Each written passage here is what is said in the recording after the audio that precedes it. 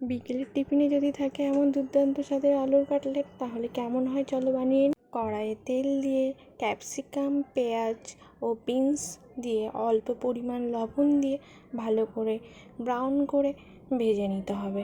এরপর আদা ও রসুন পেস্ট দিয়ে সেদ্ধ করে রাখা আলু দিয়ে দেব।